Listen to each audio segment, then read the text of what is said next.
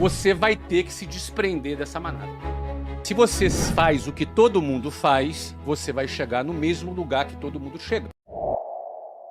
Minha primeira atividade que eu fiz, minha primeira iniciativa que eu fiz, eu tinha um relógio. E aí a primeira coisa que eu fiz foi vender esse relógio.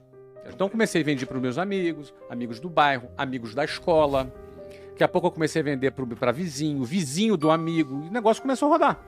Depois, num segundo momento, quando eu comecei a vender com um pouco mais de escala, eu comecei a questionar. Porque o que eu ganhei vendendo aqueles relógios já era mais do que o meu pai e a minha mãe ganhavam no mês. Mas quando eu ganhei aquele dinheiro, eu gostei de ganhar aquele dinheiro.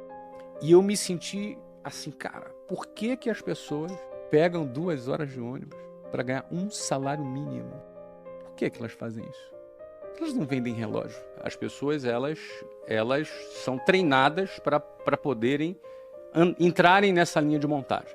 A pergunta é, para você ter sucesso, para você se destacar, para você cumprir com excelência a tua missão e, eventualmente, se você enriquecer, uma coisa é fato.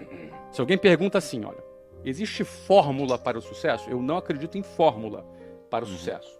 Mas existe fórmula para a mediocridade, que é seguir a linha de montagem. Porque se você faz o que todo mundo faz, você vai chegar no mesmo lugar que todo mundo chega. Se você dá todos os passos que todo mundo dá, você necessariamente vai chegar no mesmo lugar que todo mundo chega. E na melhor das hipóteses, você estar na média já é uma vitória. E a média é a mediocridade. Então, a maioria vai ficar nas médias. Mas a maioria por quê? Porque são as pessoas que vão seguir esse modelo, porque é muito difícil sair desse modelo. É muito desafiante, dá medo você sair dessa linha de montagem. Então, para você necessariamente ser bem-sucedido, se destacar, não ser um a mais nessa multidão, você vai ter que se desprender dessa manada. Aí começam os problemas. O primeiro desafio é você não se conformar com a manada.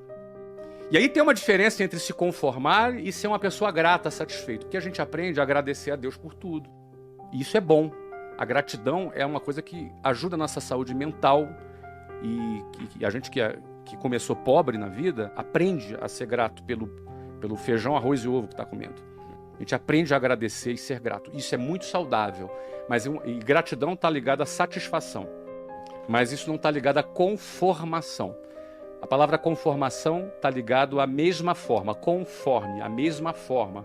Quando você se conforma, você ganha a mesma forma da manada. Se você se conforma, você será como a manada. Vai mugir como a manada. Vai andar dentro dela. Mas o primeiro desafio é você olhar para aquilo e falar, eu não quero isso aqui. Quem assistiu o filme Formiguinhas fala justamente de uma formiguinha que não queria ser como formigueiro. Então, o primeiro desafio é você olhar e falar, eu não quero isso aqui. Eu tinha uma mulher no ônibus que eu pegava, mas o nome dela era Ilka. E a Ilka, ela era a prefeita do meu ônibus. E ela era que organizava tudo, ela era a xerifona, entendeu? Organizava tudo. Natal tinha amigo secreto. Então, ela tentava transformar aquele ambiente hostil numa coisa mais agradável. Achava bonito o trabalho da Ilka, mas ela há 40 anos pegava aquele ônibus. E eu olhava para a Ilka e me dava um certo desespero. Por mais bonito que fosse aquele trabalho, era um trabalho de quem se conformou. Ela ganhou a forma. Eu não quero ganhar essa forma. Tem uma imagem que eu costumo falar, que é quando eu pegava lá um ônibus 5 horas da manhã, e no inverno é de noite no Rio de Janeiro. E como é um pouquinho mais frio do lado de fora, e você tem ali 8 pessoas por metro quadrado respirando no mesmo lugar, em situações como essa, eu ficava ali de frente para uma janela, do lado de fora escuro, e eu ficava olhando para o meu reflexo no espelho no ônibus. E eu me via naquela situação. E eu me recordo bem de falar, cara, eu vou sair daqui. Eu não quero ficar aqui. Então, eu acho que o primeiro ponto é você dar um basta para você não se conformar com aquilo. A primeira coisa. Esse é o primeiro ponto. Porque a gente acaba se acostumando na nossa vida e tolerando determinadas coisas. Eu acredito que todos são capazes. Eu acredito que a inteligência, o cérebro humano, ele é muito capaz, só que ele é condicionável, como tudo na nossa vida. Mas era o meu caso. Eu tinha uma visão limitada, mas era o fato, era o seguinte, eu olhava, analisava aquilo, a conta para mim não fechava, eu fazia uma conta na minha cabeça. Eu pensava assim, cara, daqui a 30 anos eu vou estar aqui, como essas pessoas que estão aqui. Só que eu não quero. Então, assim, quando você começa a questionar, o teu cérebro começa a pensar, cara, o que eu vou fazer para sair daqui? Eu não tinha as respostas ainda. Não necessariamente a pessoa sabe o que vai fazer. Não é fácil.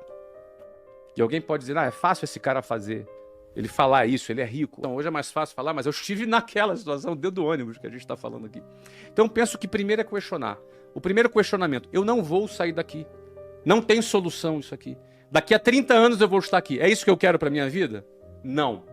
Se é não, eu tenho que sair daquele ciclo. Você tem que sair daquilo. Porque a decisão de sair da manada, os primeiros metros longe da manada, a manada te vê saindo dela. E a manada te julga, te põe medo. Vai começar assim. Geralmente, as piores pessoas para você vender são os amigos e parentes. São os piores. Eu tinha um vizinho que logo quando eu comecei a vender curso de inglês, eu arrumei um emprego para vender curso de inglês. E fui começar a vender curso de inglês. E ele era um cara que trabalhava de gravata. E eu achava assim, cara, esse cara deve ser importante. E aí eu fui lá falar do inglês para ele. E ele marcou na casa dele. Eu fui na casa dele, sentei com ele à mesa, apresentei tudo, cara. Ele deixou apresentar tudo, cara. E ficava fazendo perguntas, se fazendo de interessado. A gente ficou 1 hora conversando.